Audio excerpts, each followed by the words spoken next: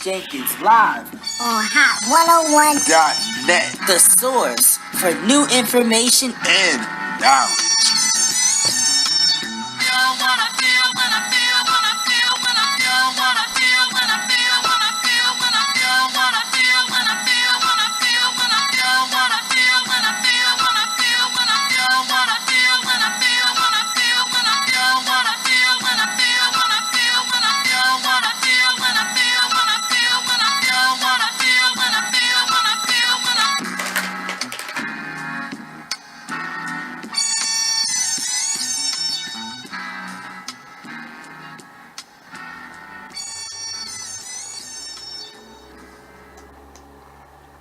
Hi everyone, you are listening to Discussion with Miss Jenkins here live on hot101.net. Today is March 21st, 2015. And I would like to start the show off today with giving a moment of appreciation and gratitude, as well as thankfulness. You know, in this lifetime that we live, we are givers, we are receivers, and we have to learn how to give and take with consciousness. And with that being said, throughout my lifetime, I can tell you this, is that we don't come into this world alone, and we definitely don't leave this world alone. If people who are out there who think that they can make it in this world all by themselves, I must say, from my experience and from others' experiences I have witnessed, that is not true. That is not a true statement that you can make it in this world alone.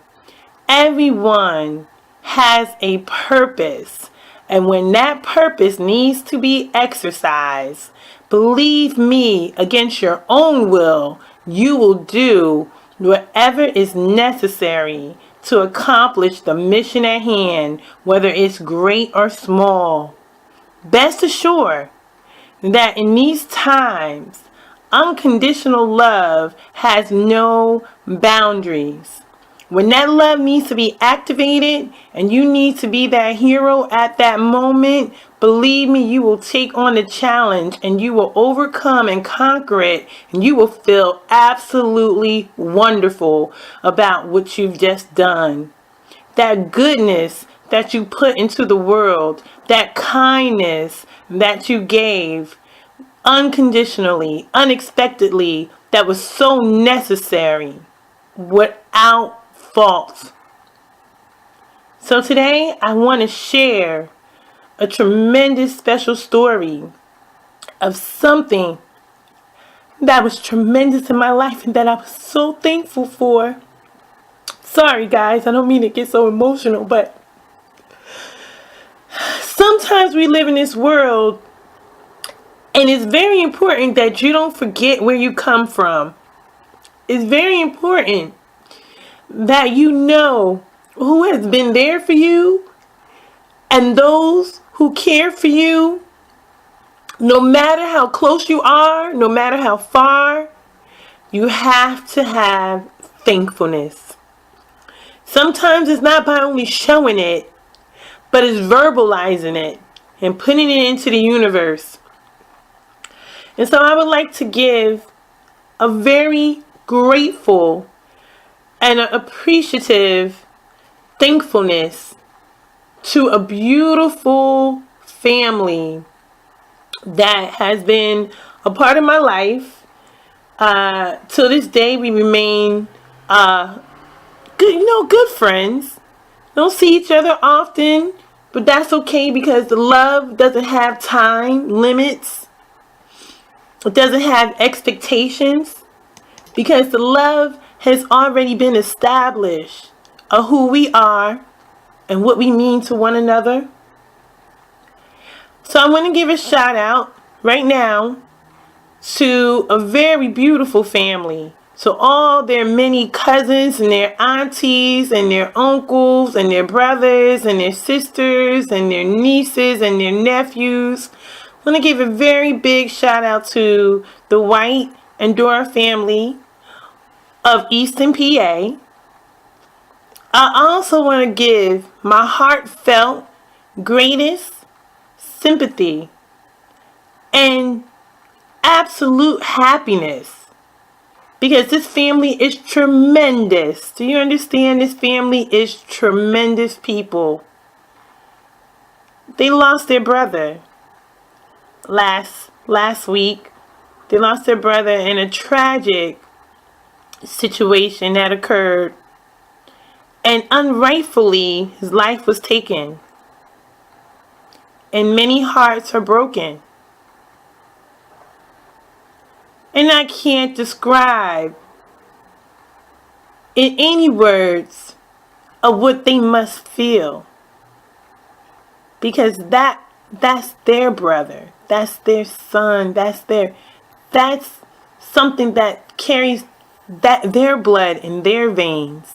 That's someone that they loved all their entire lives, regardless, unconditional, absolute love.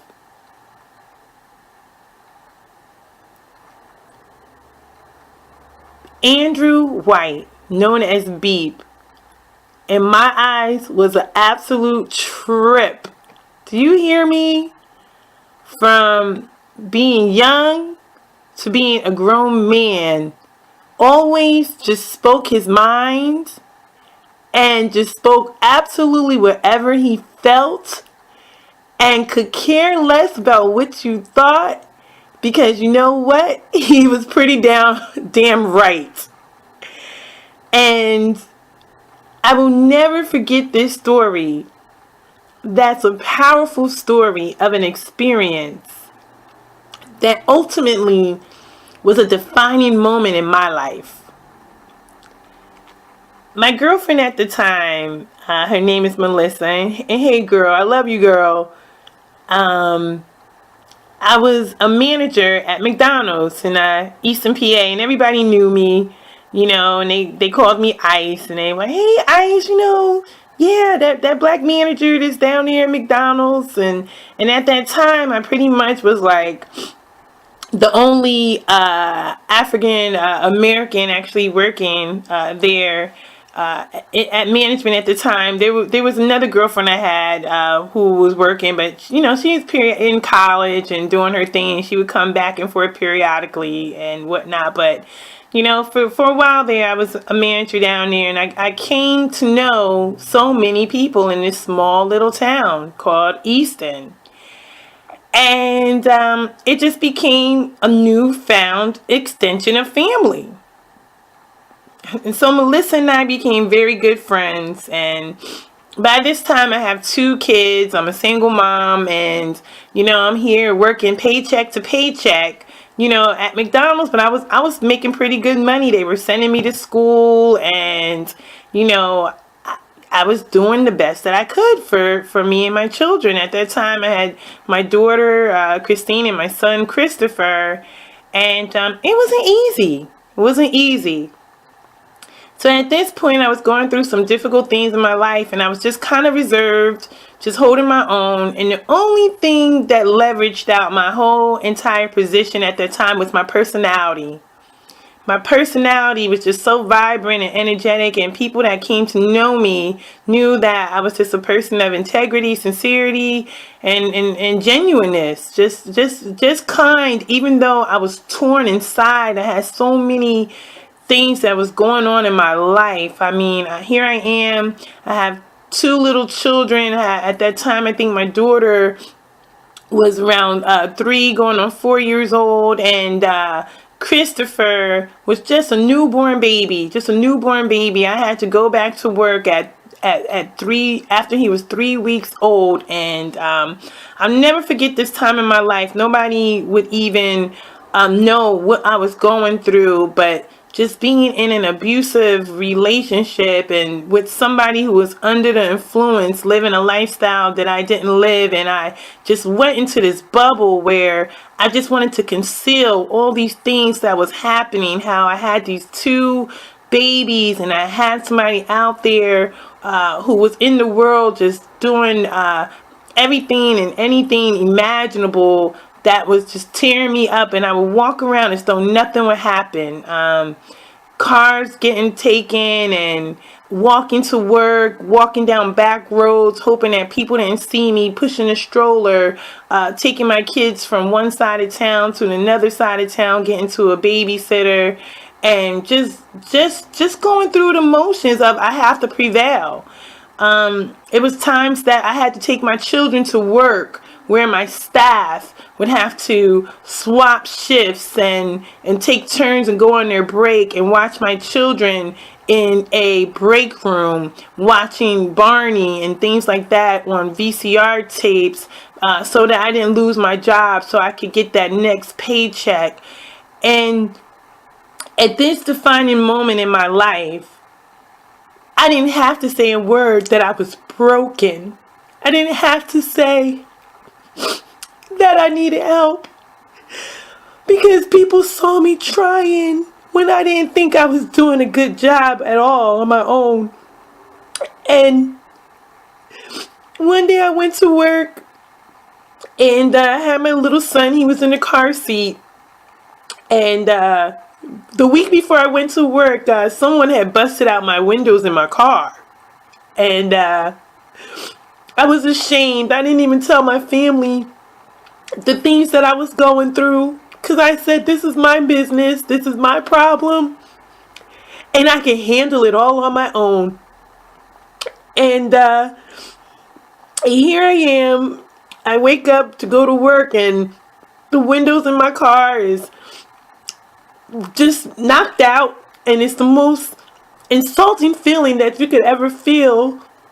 And I just felt like, why would somebody want to do this to me? But by then my car had a reputation because at that time my ex was driving my car around and doing all kind of things with the car, renting it out, and I didn't know that my car was marked, and I guess it must have been some people he must have owed money to or whatever, and they just totally demolished my car. So I had to get a plastic garbage bag because it was raining. I woke up and it was raining all in my car, and I put a garbage bag on the back of the car with some duct tape, and I just said I had to keep on pushing. I think I was such in a state of denial that I didn't have time to grieve or to mourn about, wow, what just really happened to me. You know, it was just, I have to get to work. I gotta get to work. I gotta get these kids to work. And at that time, I would have to beg my children's father to watch the kids. And he would say, well, I'm not a damn babysitter. You know, I'm not a damn babysitter. And this story is not to put anyone down from that time in my life, because they have overcome and chosen different paths now. But this is just a story of what was going on at the time. And you know, I put the garbage bag on the car, and I put the baby in the car seat, and I'm like, I gotta get to work. And my ex said, well, I'll meet you there at your job, and I'll take the baby from you. And I said, okay, great. And at that time, Christine was in daycare, but, you know, the baby was a little too young to get into daycare.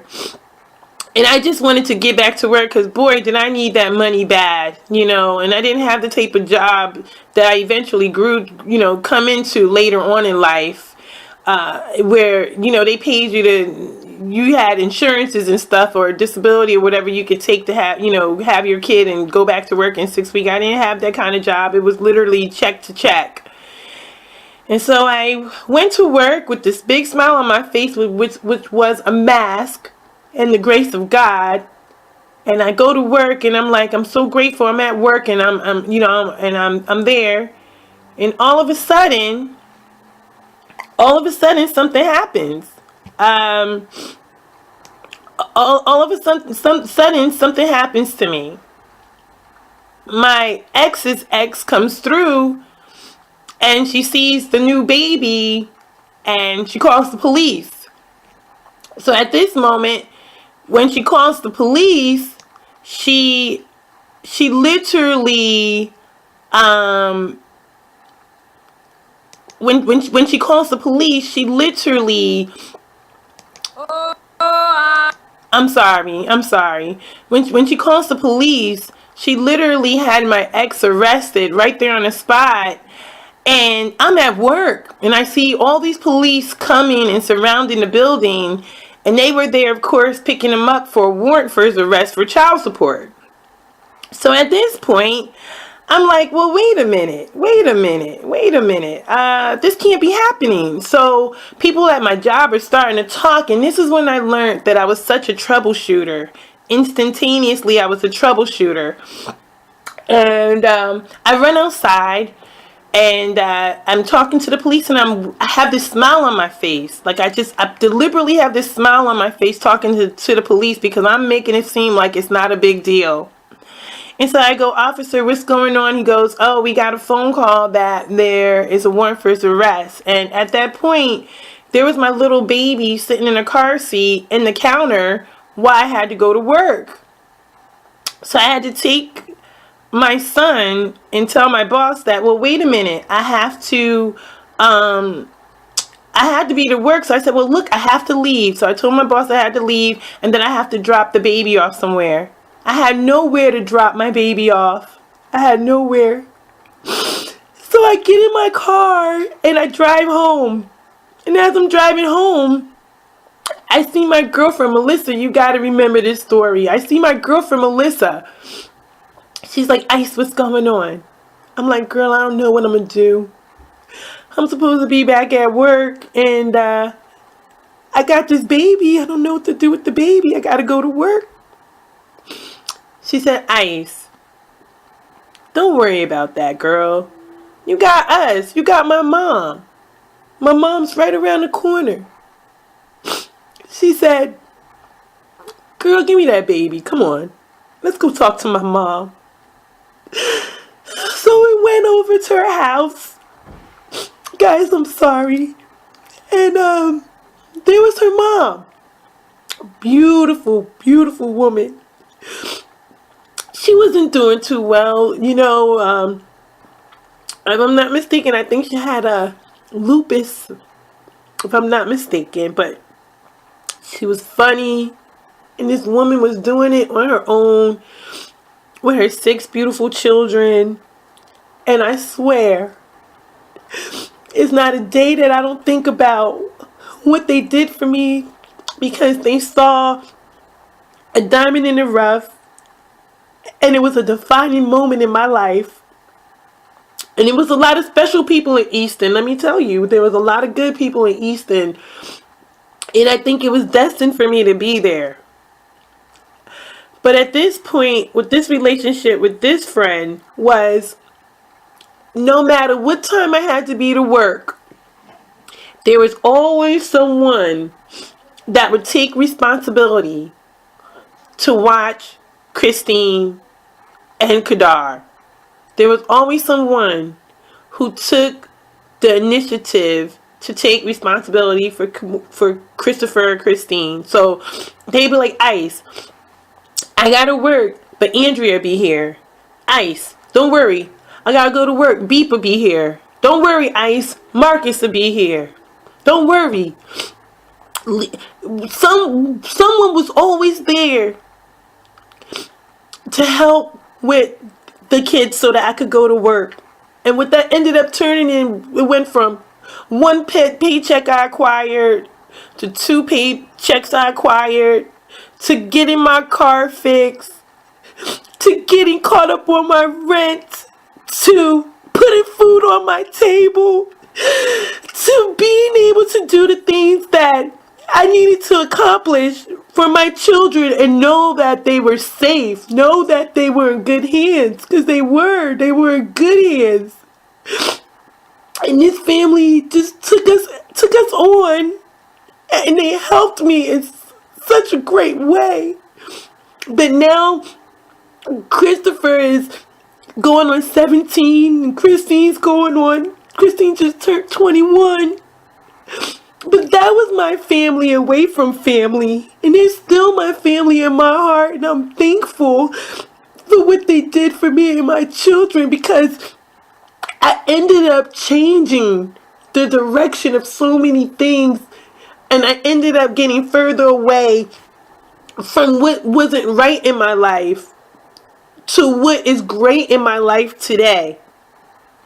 And my heart gives. It gives because their mother passed away in 2005. And by the time I found out, I didn't even know. And so my heart gave. But this time around, when B passed away, which is not fair because someone took him away, I became numb.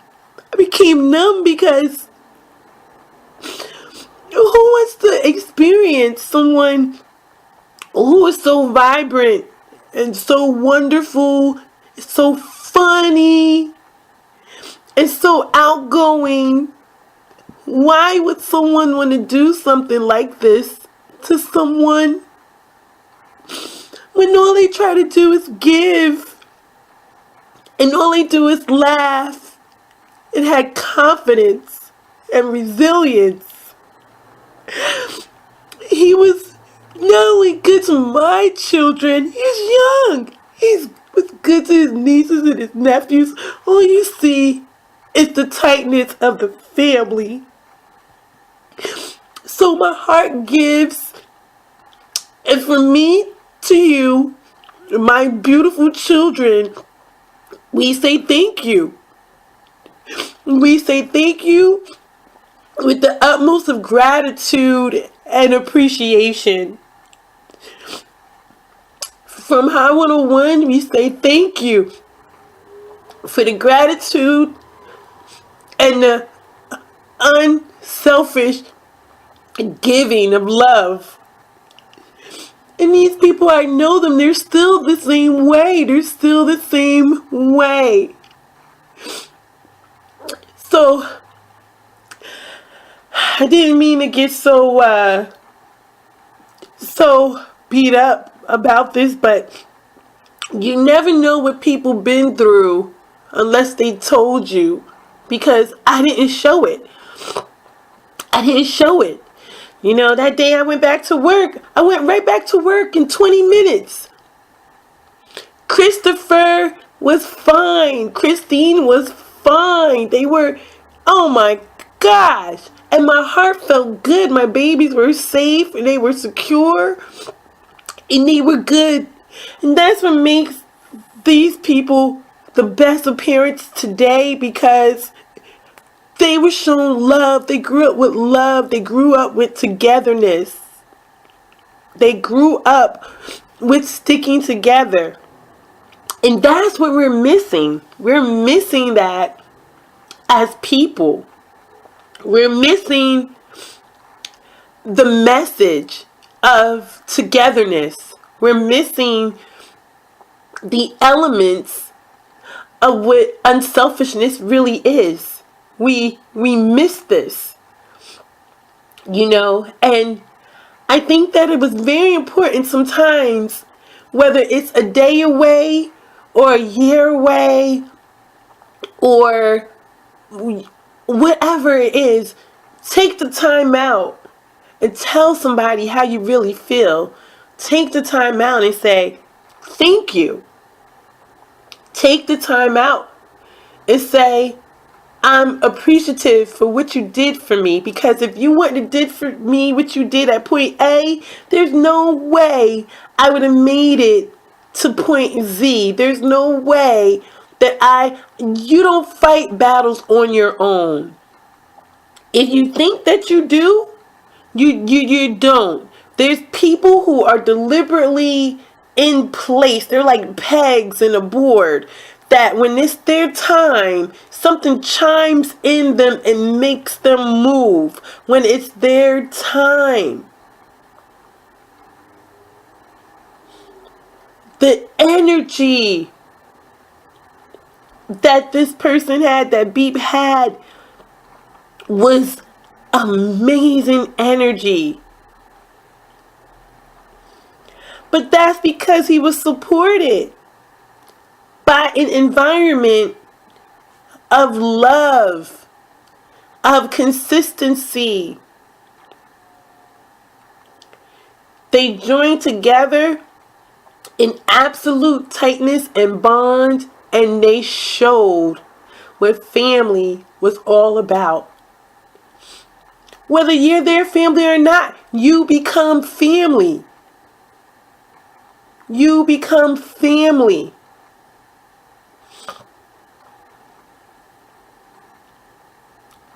Eastern PA, got a lot of memories about Eastern PA.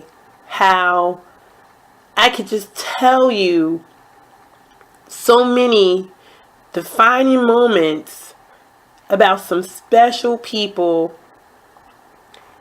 in that town. And I think more than ever it's appropriate to say thank you. Thank you, Christina Davis, the wife of Pastor Davis. Thank you. I want to say thank you. I remember when I was pregnant and I didn't have money to get my hair done, and you invited me over to your home and you said, "Don't worry, I'll do it for you." You did my hair so beautifully and I appreciate it so much. And at that point in my life, I just felt empty. But you guys showed me love. And I say thank you. Thank you so much. I want to say thank you to Val Wheeler Davis and Mick Davis for taking me on, treating me like a little sister. I want to say I love you. And I thank you so much. I want to say thank you to Pastor Davis. When he was living, he was an amazing and extraordinary man. And he said something to me that stuck with me the rest of my entire life. I never forget. At this time in Easton, they were building these houses. They're still there. I think it's called Shiloh Manor. And he said to me, he said, "Isitra," he said, "God is good." He said, "But God ain't no fool, and God don't like it when you're being dogged by a dog." He said, "So I'm going to tell you this right now, Isitra." He said, "And I'm going to tell you the truth. Stop allowing yourself to be dogged by a dog, because you're not that type of person." And when he said that to me, I walked away with this tear in my eyes. But I walked away and I felt so loved because nobody knew all the things I was going through. And he said to me, he said, "You got to get tired. Because when you get tired, that's the moment when you'll stop being dogged." And I walked away and I thought, wow, another defining moment. Another defining moment. I remember one time I got locked up. Watch this, in Eastern Pennsylvania. I got locked up. I was a manager at McDonald's, and everybody knew me. Everybody knew me in town. And they were like, "Wow, she has such the nicest smile. She has such the nicest attitude." But that smile just covered up and masked a lot of pain. And people was my energy. And so I I knew a lot of the police officers. And so one day, I'm walking down the street, and this officer says to me, he says, "Your nickname is Ice, right?" I said, "Yeah. And he said, and I forget the officer's name because I would see him every day. He would come and stop in at my job and get coffee every morning. And he said, "Your name is Ice, right?" And I said, "Yeah." But he said, "What is your real name? What is your whole name?" And I said, "It's Icitra." And he says, "Oh, that's such a beautiful name. Such a beautiful name." And he says, What does that mean?" And I get that question all the time. What does Icitra mean? What does Icitra mean? What does it mean? Well, I have to tell you, it's a very powerful name. It's a very, very powerful name. And it's coded. It's Greek and Roman and Egyptian, and my letters are, my I's are E's and my E's are C's, and I mean my I's are E's and my E's are I's, my S's are C's, and my C's are S's. They're translated based on sound. So sometimes the I can sound like an E, or E like an I, or C's pronounced like an S or C, vice versa. But what it means when you write it on paper is it's Isis. It is Isis, the goddess, and the rest of the letters, when you put them in, it's Cleopatra, the queen. And if you want to separate and rearrange some letters, it's I create. And my mom always told me that name was very powerful, and that when we were coming up, she would say that we weren't black. She would always say, "No, you're not black. Don't ever accept you're black." But how can you really understand what your mother is saying without the proper mentorship? And we still have to face and go into the world. So at this point, this officer, I explained to him what my name was and everything, not knowing that he had a warrant for my arrest. So what he said to me was, he said, "I'm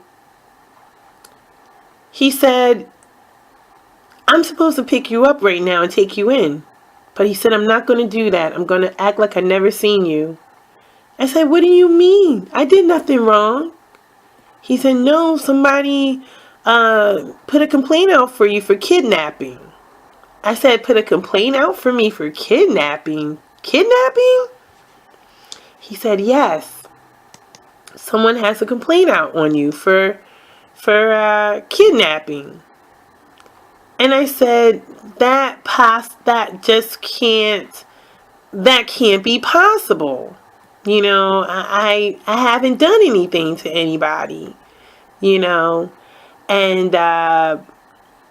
he said, "Well, I would advise you to go down to the courthouse, and all you need to say is who you are, and let them know that you're coming because it's a warrant for your arrest."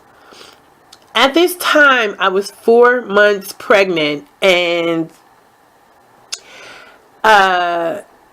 Christina had just did my hair, because she did my hair for me, because the baby was coming. No, Christina did my hair a little bit before I went into the hospital to have the baby. So at this point, I'm walking down the street, and I'm pregnant. I'm showing. I'm like 4 or 5 months. So this is before I, was having problems with the kid's dad and stuff like that, and he was around. So what ended up happening, I go down to the courthouse. So I tell my ex, I'm like, "Hey, I gotta go down to the courthouse. It's a warrant for my arrest." And they said, "Well, from who?"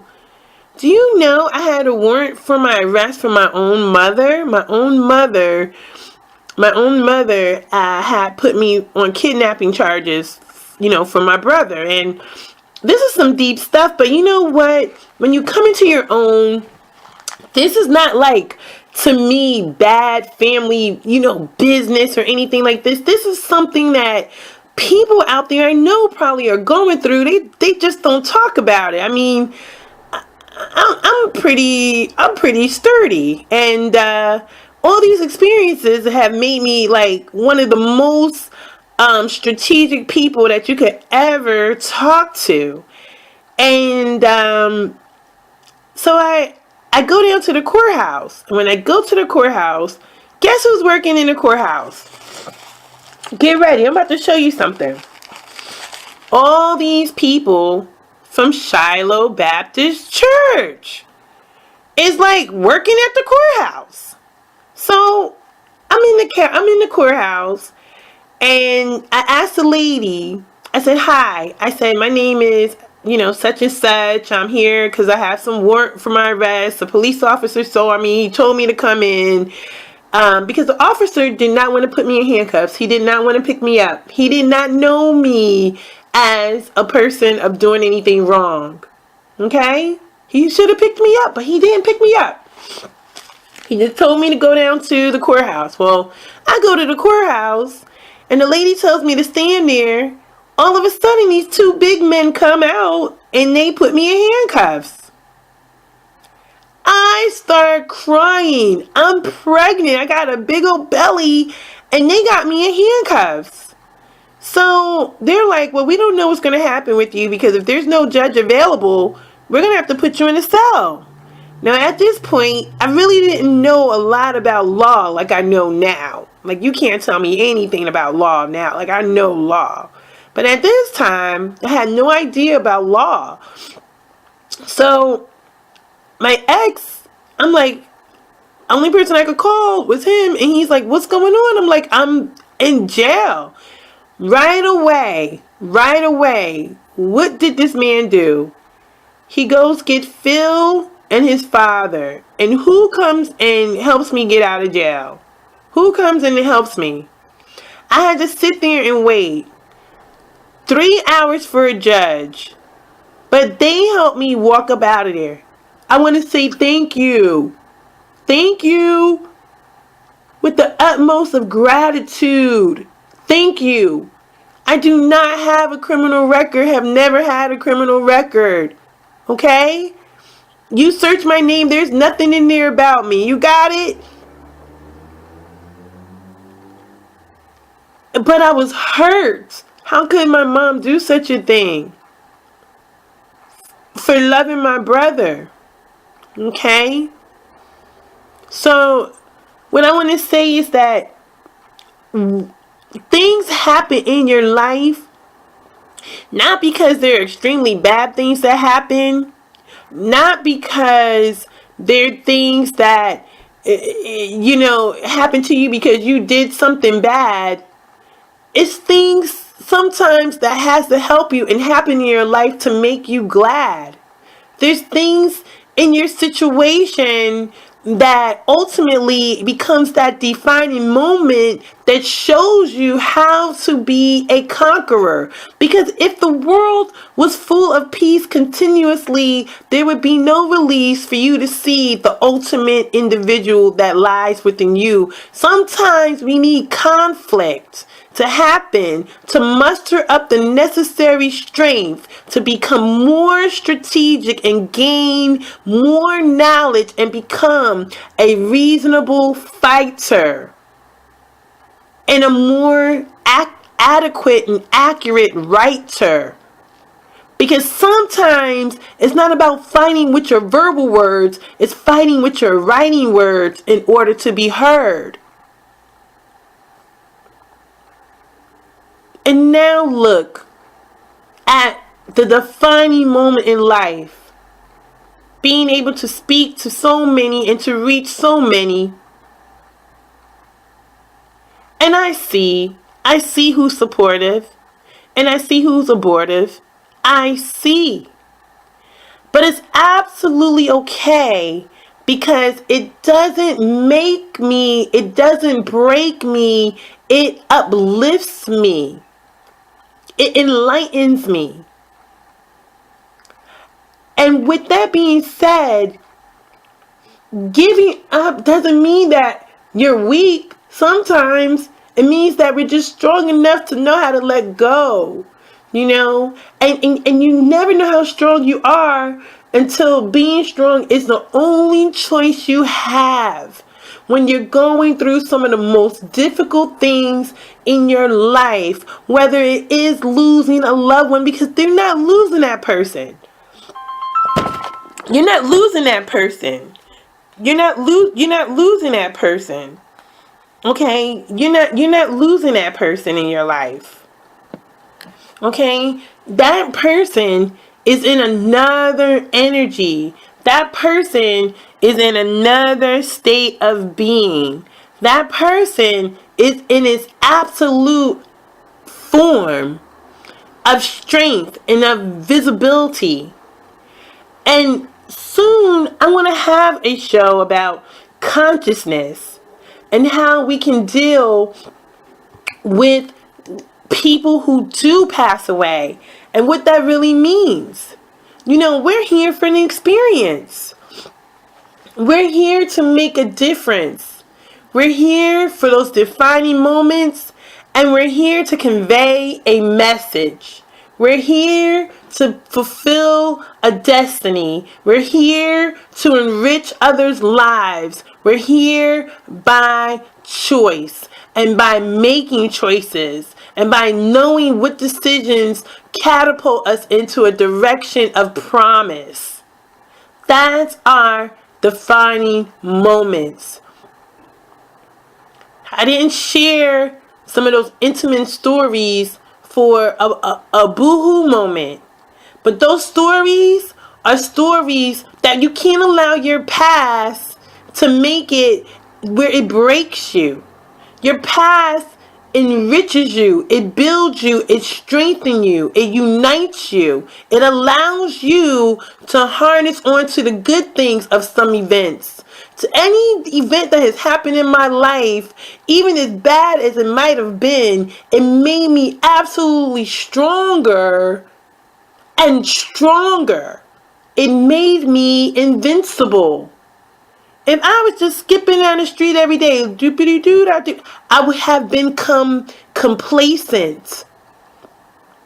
So complacent that I would be non-existent.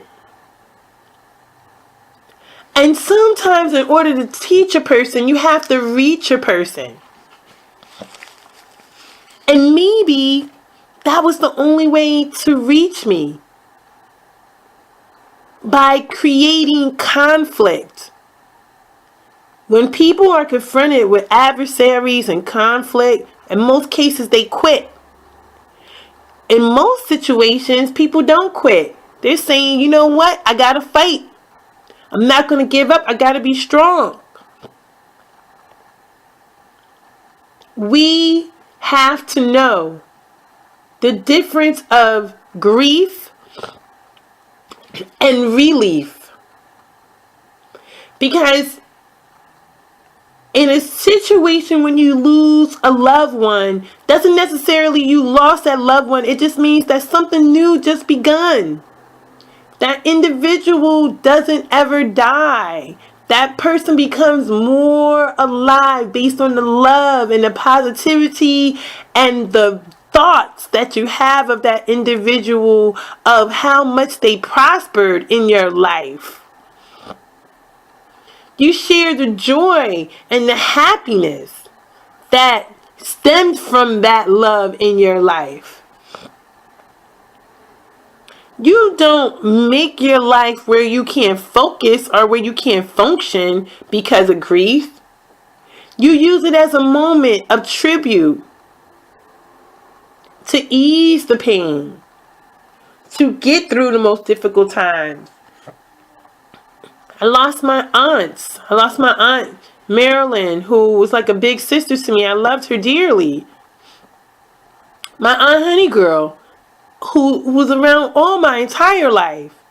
And I'm grateful every one of my children got to meet her because she was an absolutely incredible woman, a fighter. And that DNA is embedded in me. It's part of the culture. My grandmom. Okay? So, at the end of the day, they never die. Think about this. Think about how I'm going to position this. That blood runs through our veins. They never die. As long as there's another human being that's with that DNA, they never pass away. Because you're going to see their characteristics or their traits. You're going to see their nose. You're going to see their eyes. You're going to see their hair. You're going to see their hands. You're going to see the way they stand. You're going to see the way they perform.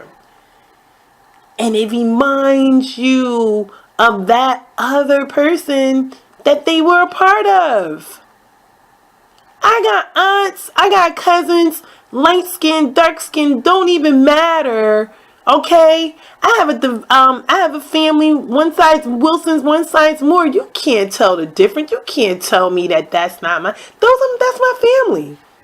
I look like all of them. I register because it's in our DNA. We have defining characteristics. One of my aunts, Sissy, passed away. I vaguely remember her. She passed away. I was like 2 years old. I look just like her. Just like her. You couldn't tell me. Growing up, you remind me of your Aunt Sissy. Growing up, you remind me of your Aunt Sissy. You know what? I seen her scared the shit out of me. I look just like her. Someone has to capture that DNA. Our ancestors talk with us regularly, but do we hear them? Do you hear them? So when we look at someone passing on and we distance ourselves, wanting to be by ourselves and wanting to be alone and wanting to have quiet time and, you know, we just want to separate ourselves. No. You got to be around other people. You got to celebrate and talk about what was great. You got to celebrate, because let me tell you something. We're in a spiritual war right now. Okay? We're living in a world that is an absolute matrix that's breaking us down on every level. They always say there's one way to live and there's 6 million ways to go. But the one thing that you can be conscious of and certain of is loving yourself. And let me tell you something. Beep, you know, my girlfriend's brother loved himself. Do you understand? You get what I'm saying? Something that more of us really need to do. Instead of masking it and trying to conceal it and trying to hide the love, we really need to express that love for ourselves every single day, because it becomes contagious. Okay? It becomes very contagious. So, one of the things is that when something unusual happens to us in our lives and we can't believe that is real, we can't believe that this experience is going on right now, we wish that this never happened. You know, when we lose a loved one, it's difficult to see how we'll be influenced. It's difficult to see what we're going to overall discover about the emotion that we're enduring, you know, and to find that happiness, to become accustomed to being without someone, to become adaptable to the difference of moving on every day without that person beside you going along the way with you is difficult. Very difficult. But the one thing that we need to remember is that there are universal laws and that we are immortal beings. They've never actually given us the compass on how to tap into that energy. But it is an energy that's not a mystery, that actually exists. When we use certain verbiage, like the word death, that's not accurate. Is it not accurate because we can't see it or we can't witness it with the bare eye? Well, then my question would then be, we've always been worshiping some type of spiritual entity, and that is defined as a god, which we don't still know the origin of where the word stems from, but yet we actually give power to that entity. Well, at the same token, we need to understand that or overstand that we are immortal, all living beings. And the connectivity to that is that along with the brain and the eyes, they are the actual entities, the pieces of the DNA mindset actually transfers into another body. That flow actually is like a catalyst that harnesses back into some family member. So I guarantee you someone will be pregnant and having a child, because that energy that we thought was lost in the universe is actually being born again. Right as we speak. Right as we speak. Because that body, that breath, once it's taken, it goes into the universe and it has to fulfill another space. So that entity and that body, that person, that being in which we see is never erased. And they can call it physics, they can call it metaphysical, they can call it whatever, however they choose it, but these are the dynamics of knowing key principles and how to remember how we work in this universe. How we work in this universe. You get a piece of fruit, it falls off the tree, it falls down into the ground, it looks as though it's decayed, but oh, by the way, it sinks back into the earth and it comes back again into a rebirth. It just changes form. It just temporarily changes form, but it regenerates itself. So with that explanation, that just shows you how powerful life really is and how strong Mother Nature really is. We have to learn how to love life and let life love you. Some of us display it and some of us don't. But we have to let life be the catalyst, and the respect and appreciation to others be our canvas. Because the body is so powerful. The brain is so powerful. How many of us are walking around right now and don't know every element or every description of parts of the body? How many of us are so unknowing? The only thing they taught us to do is know that you got 2 hands, 10 fingers, 2 feet, 10 toes, 2 eyes, a chin, a nose, and 2 ears. You know, you got your legs, your neck. That's the outside shell. That's not the internal shell. You know, we're not talking about our brain. We're not looking at illustrations or what are the components of the brain. We're not doing that. You know, we have no idea. We have no actual concern about what we're made up of. So when we say somebody's passing on, they've actually became a piece of their strongest self, where they become into their invisible self.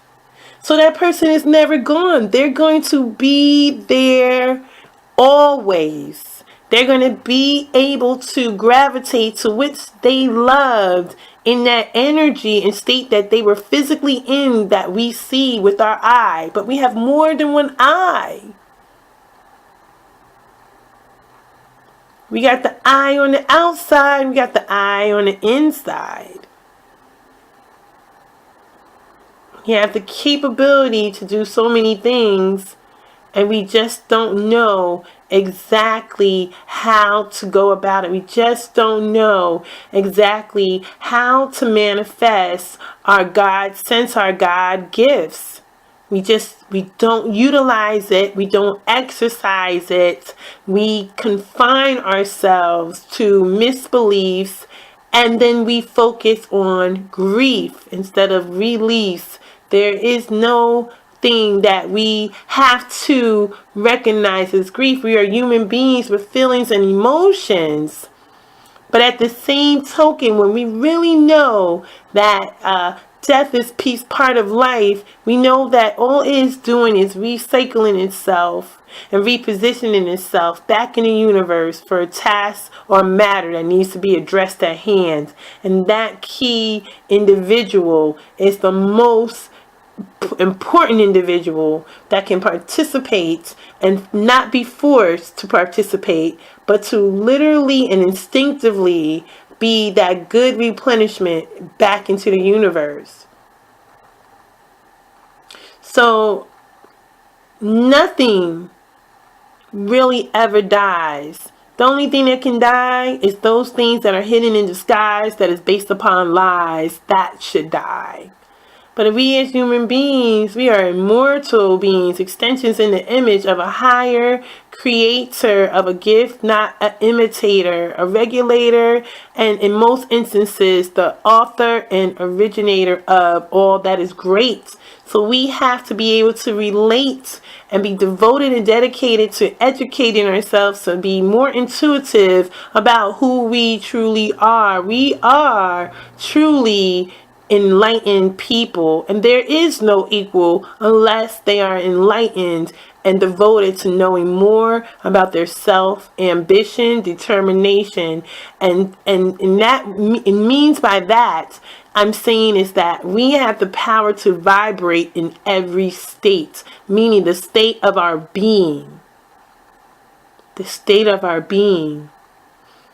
This atmosphere that we're in. It encompasses a lot of fear. It encompasses a lot of tears. It encompasses so many things around it, arrangements, ceremonies, so many things that happens around death. But we start looking at the language and the interpretation and the ceremonies that are in place so that we don't have a place. And the one place, the only place that you'll ever live in is your body. Is your body. We always live in our body. So when you live in your body, then you should know your house. Inside and out. You should always know your house.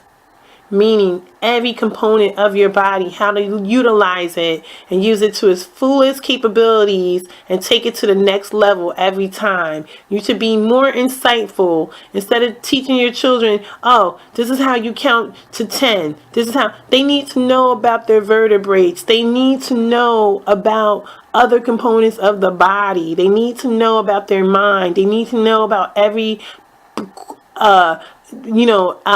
structure of the eye. They need to know these things which are very important, will make them strong. It would allow them to enhance their consciousness and learn how to execute and not allow the things on the outside to pollute their thought process.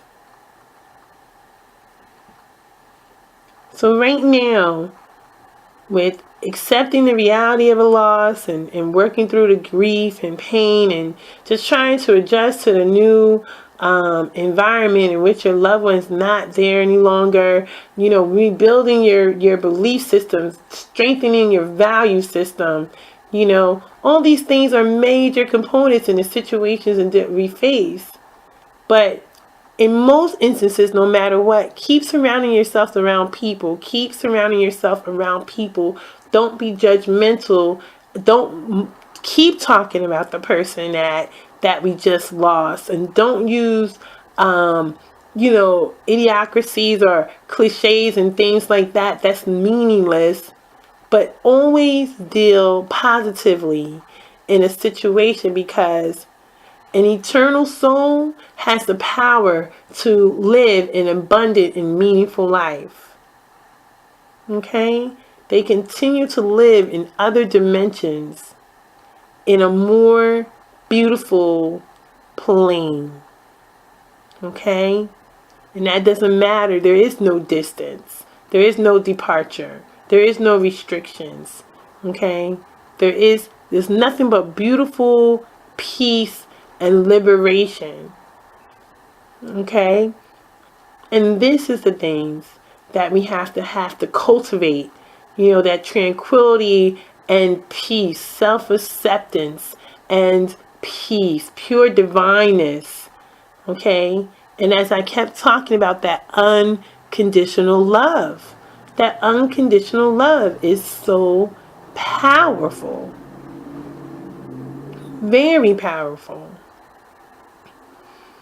So I just once again want to say thank you to the Dora and the White family. Thank you.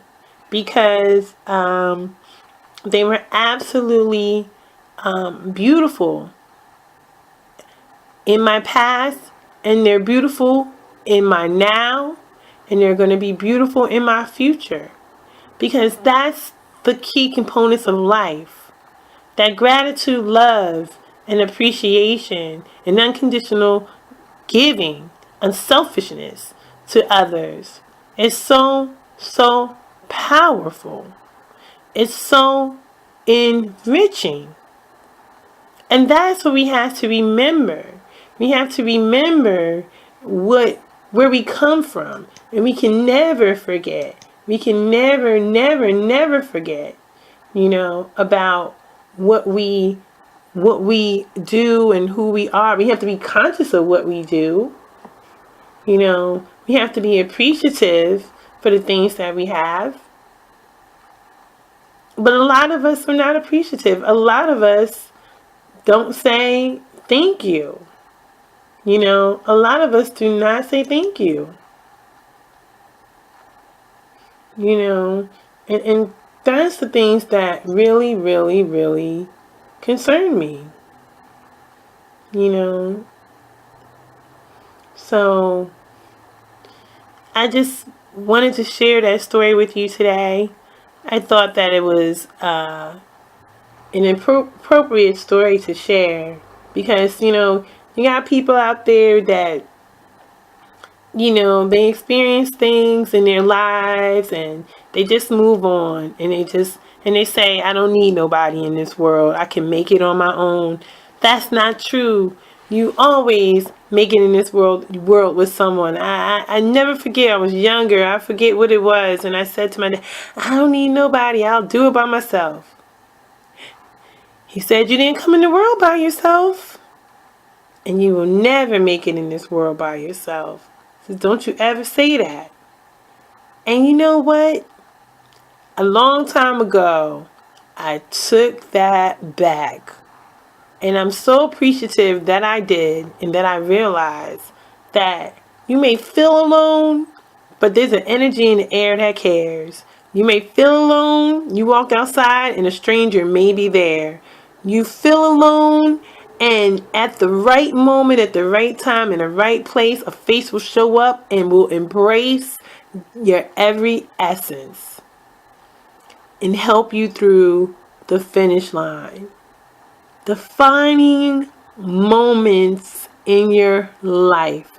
Defining moments that help you get right. Defining moments that help you build upon and deepen your foundation.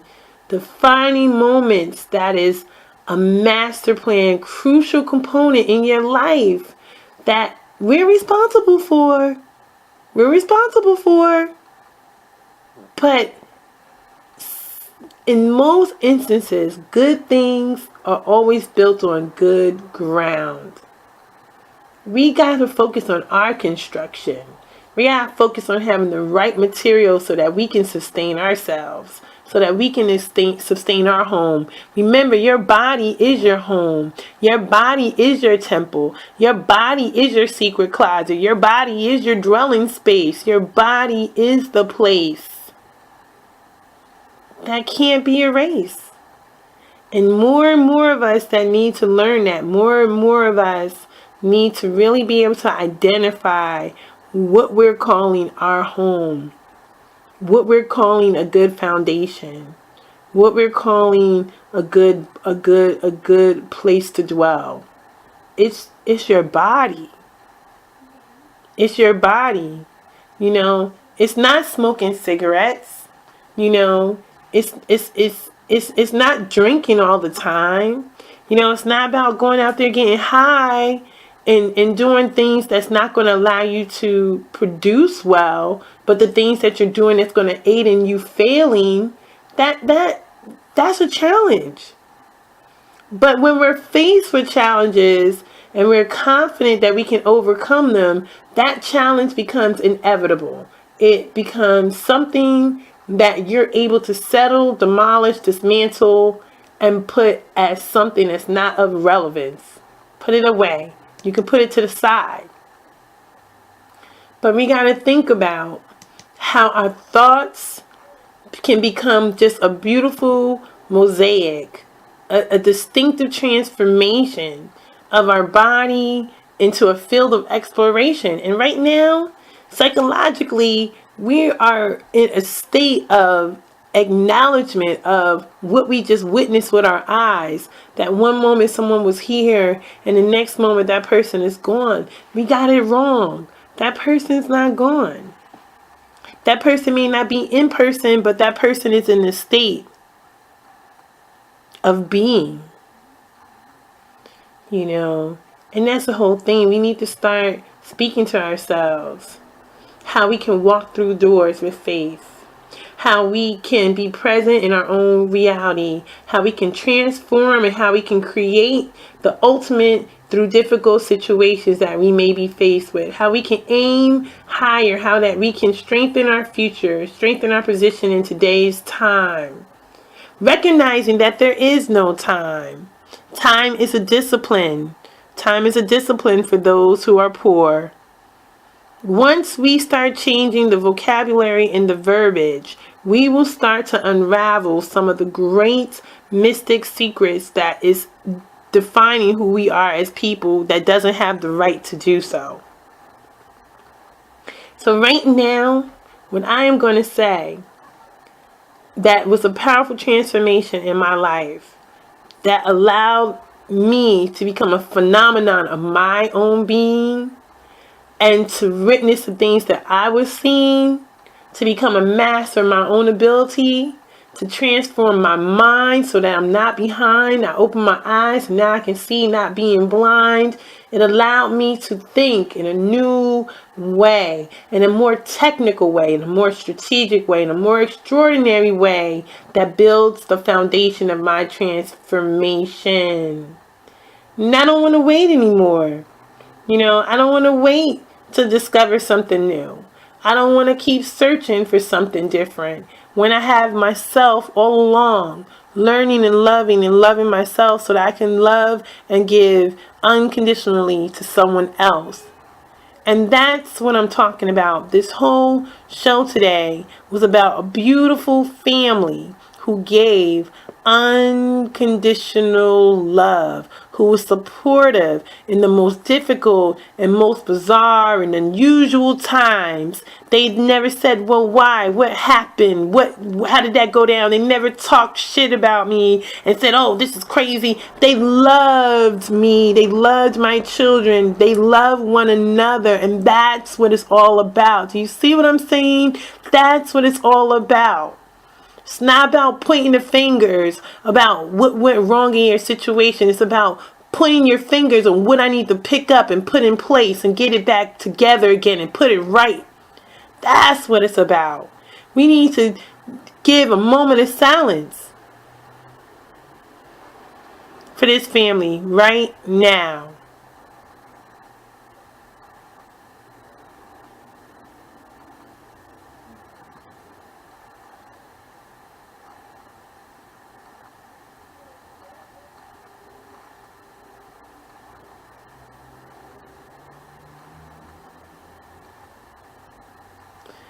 My heart gives. My heart gives.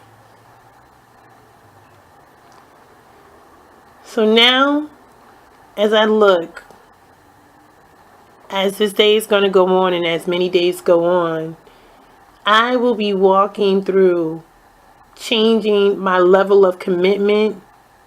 I will walk through with a new reality and a cleaner lens. I will be a more genuine and appreciative mother and appreciative friend. I will seek the right love and give that deserving love back. I will transform. I will transform. I will walk with my head high and I will stand bold and strong. I will act and I will move forward with clarity and I will take on bigger things more than ever, for nothing is promised to anyone, but it is imperative to get the job done. I am grateful. I am a phenomenon of my own being. So all of you out there, I want to say thanks again for listening, and love life and let life love you. You are listening to Discussion with Miss Jenkins live on Hot101.net, the source for new information and knowledge.